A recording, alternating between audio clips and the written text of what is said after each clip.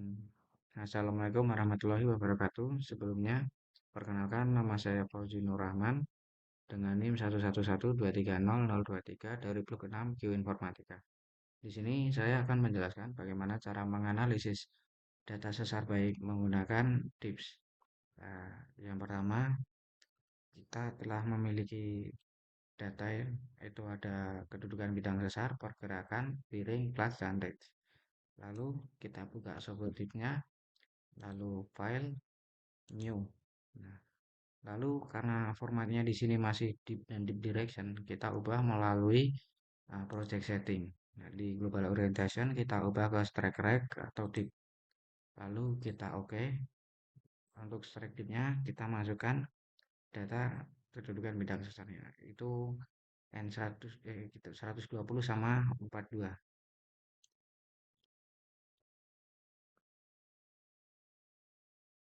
Lalu ke kontur preset. Nah, di sini kita telah mendapatkan konturnya.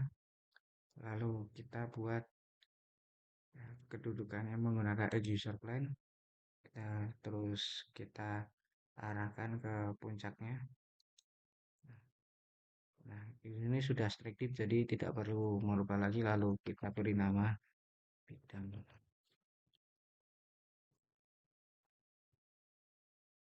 Lalu kita oke. Lalu selanjutnya kita hilangkan saja konturnya ini menggunakan yang major plane preset. Nah, selanjutnya kita akan ke view, lalu stereo net overlay, kita klik dan yang custom.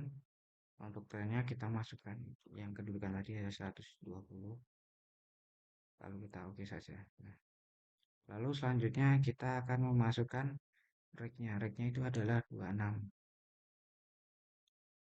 26 jadi 26 itu ada di ini 1 2 sekitar sini. Kita menggunakan draw polyline.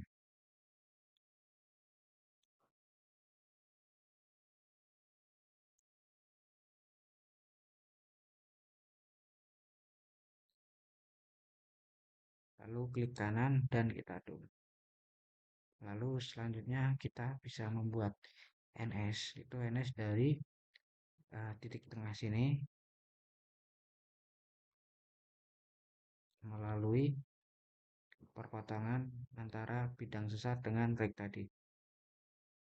Itu kurang lebih sekitar sini. Oke. Nah, lalu selanjutnya kita karena telah mengetahui pergerakannya kita beri arah di sini. Nah, untuk pergerakannya adalah kanan naik. Karena naik itu maka arahnya akan masuk ke dalam.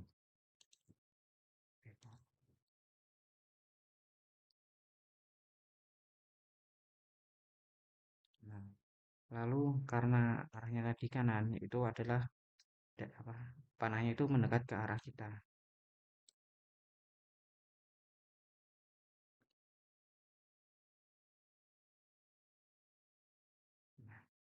Nah, bagian yang kecil itu adalah hanging wall dan yang besar ini adalah footwall. Nah, untuk hanging wall ini itu bisa mengikuti arah NS atau sebaliknya NS itu bisa mengikuti arah dari hanging wall.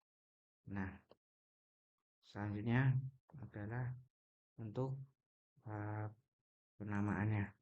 Nah, penamaan itu kita menggunakan apa deep dan rake-nya. Nah, di sini kita memiliki deep-nya 42 dan rate-nya adalah 26 dan pergerakannya adalah kanan naik. Jadi karena pergerakannya adalah kanan naik, maka kita pilih yang di daerah sini, kanan sini, ke atas. Nah, terus tadi karena deep-nya adalah 42 dan 42 itu berarti ada di sekitar sini nih. Nih, sini. Jadi dia 42 itu di sini, lalu rate-nya adalah 26.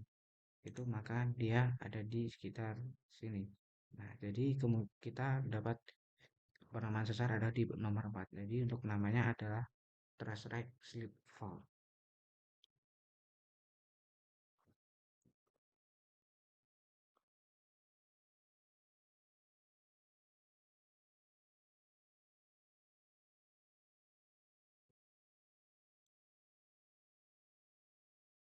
Terus penamaannya adalah oleh 19 juta. Oke, sekian, terima kasih. Oke, selanjutnya saya akan menjelaskan bagaimana cara menganalisis lipatan menggunakan tips. Yang pertama, kita buka file lalu new. Nah, karena di sini masih formula sama deep direction, kita ubah melalui project setting. Di global orientation kita ubah yang strike right itu deep, lalu kita OK.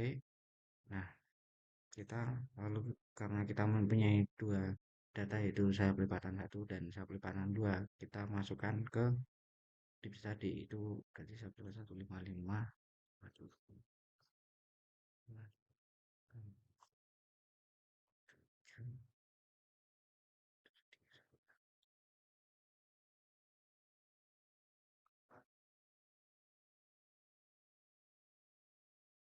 Lalu selanjutnya kita pencet yang contour preset. Nah, di sini kita telah memiliki dua puncak kontur. Nah, yang pertama kita akan plot sayap lipatan 1 dan sayap lipatan 2 menggunakan edge user plane. Nah, kita arahkan saja ke puncaknya. Nah,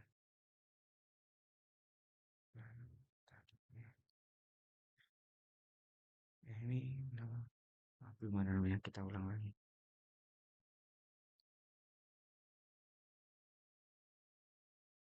Nah, jika sudah kita labelin, karena ini strike-nya adalah 155, untuk 155 itu adalah dari sayap lipatan 1.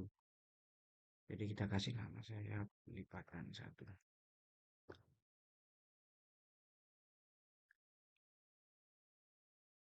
Oke, lalu kita ulang lagi ke puncak yang satunya.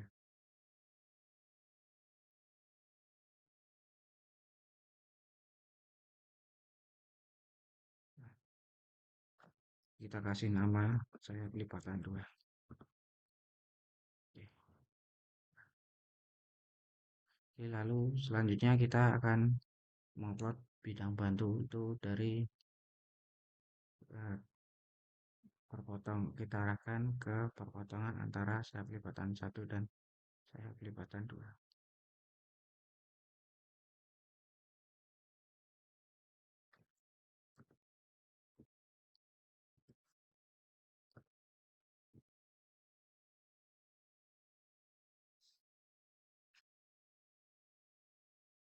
Oke, lalu kita ubah dulu ke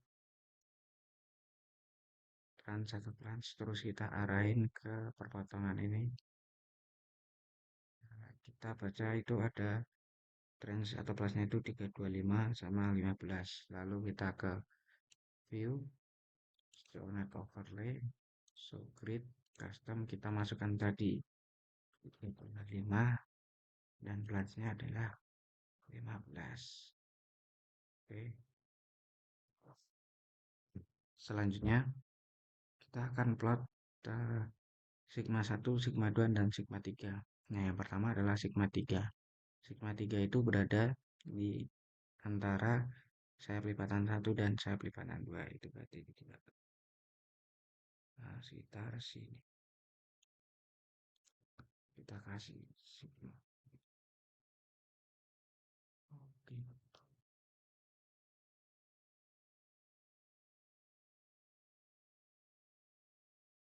Oke. Lalu selanjutnya sigma 2. Sigma 2 itu berada di perpotongan antara sayap lipatan 1 dan sayap lipatan 2.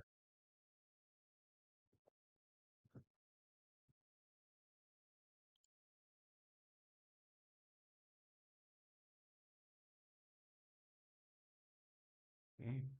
Lalu sigma 1 itu berada 90 derajat dari sigma 3. Di 1. Sudah di sekitar sini.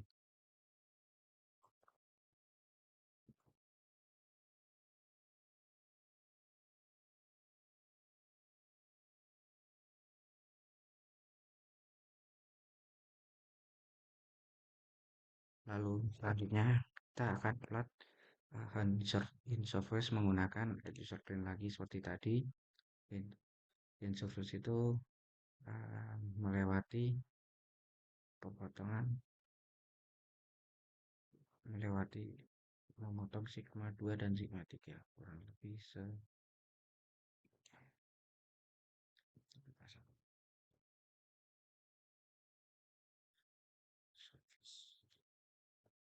oke, oke. Lalu selanjutnya kita akan plot hinge line itu menggunakan yang true line segment ini dari pusat konturnya melalui sigma 2.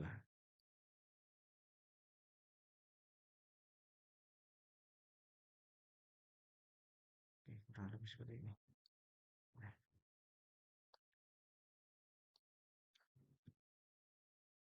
lalu selanjutnya kita uh, ubah warna dari ini menggunakan edit user plane.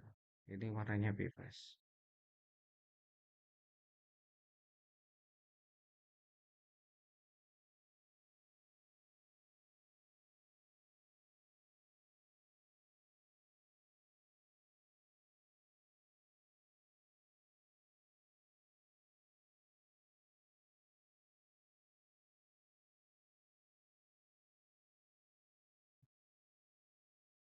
Lalu kita akan hilangkan kontur ini menggunakan yang maca blender. Nah, di sini muncul nilai-nilai dari koordinat yang tadi plot ya. Kita ubah ke strike atau strike strike atau tick. Nah, di sini keluar yang sayap lipatan 1155 dan 57. Terus sayap lipatan 2 itu ada 318 per 66 dan bidang bantu itu 55 dan hand surface itu 146 dan dipnya 85.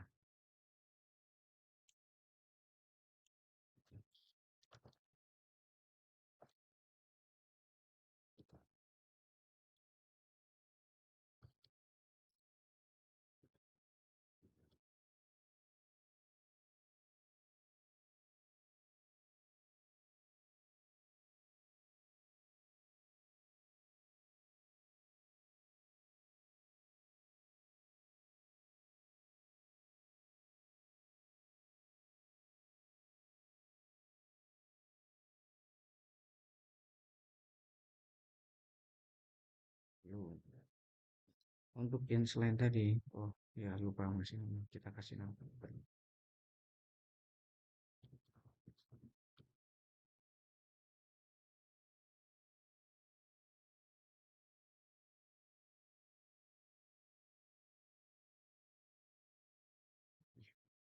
Lalu untuk yang selain kita ubah dulu ke trends atau plans. Nah, lalu kita arahkan saja kursornya itu ke perpotongan di sini. Itu dapat di sekitar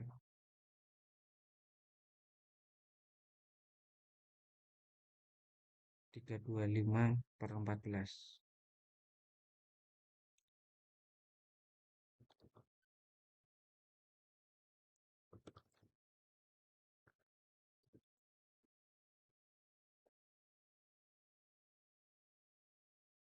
Lalu sigma 1 dan sampai ke sigma 3. Sigma 1. Plusnya 04 sama trennya 55.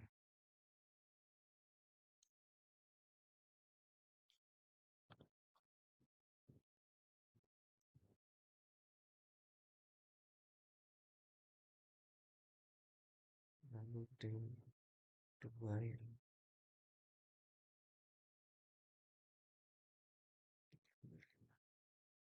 325 sama Plusnya 14 dan trade-nya dikit dulu.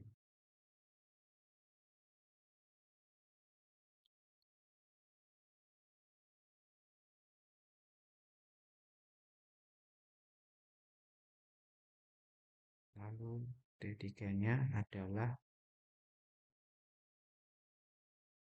16774.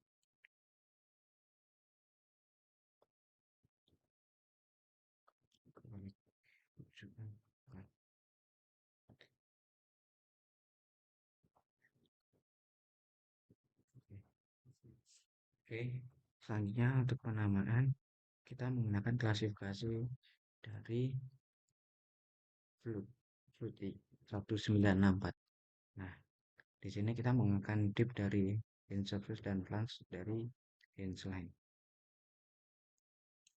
Untuk dipnya sendiri kita mendapatkan 85 dan flange dari hinge line kita mendapatkan 14.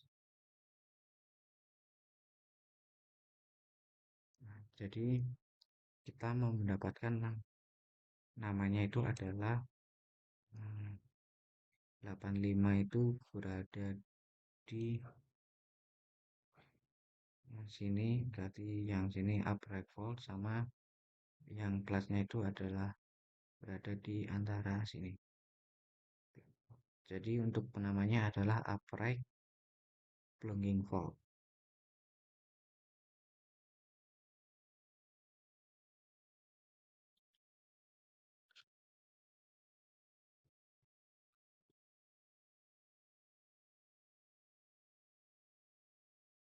Volume klasifikasi dari di 1 tahun 1994. Oke, sekian dari saya. Terima kasih.